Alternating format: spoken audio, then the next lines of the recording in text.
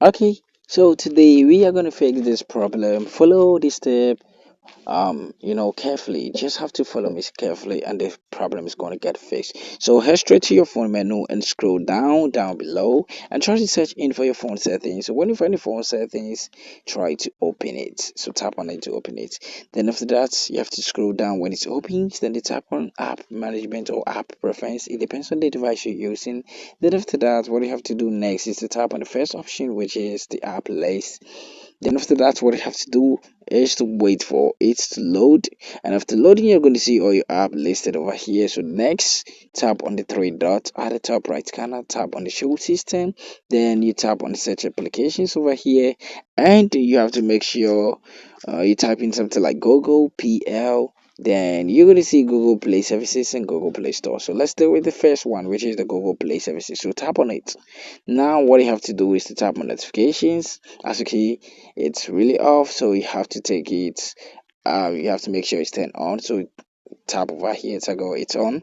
Then after that, you go back and tap on the storage and cache. Now tap on the clear cache to clear the cache. And go back and tap on the background mobile data and Wi-Fi and make sure the background data is turned on. Then after doing this, what you have to do next is to make sure you tap on the force stop, then tap on OK over here. So after doing this, what you have to do next is to go back and tap on Google Play Store and do the same thing for Google Play Store. So tap on notification, turn it on. Now go back again, then you tap on the storage and cache, then make sure this clear cache, you tap on it to clear the cache. Mobile data and Wi-Fi, you have to make sure background data is turned on. It's very important. Then after that, you tap on the force stop over here, then you tap on OK. So lastly, what you have to do is to tap on the three dots, tap on uninstall update, then this is gonna pop up, then you tap on OK. And after doing this, last, you just have to restart your device by tapping on the power button for some while. You're going to see two options, which the power off and the restart.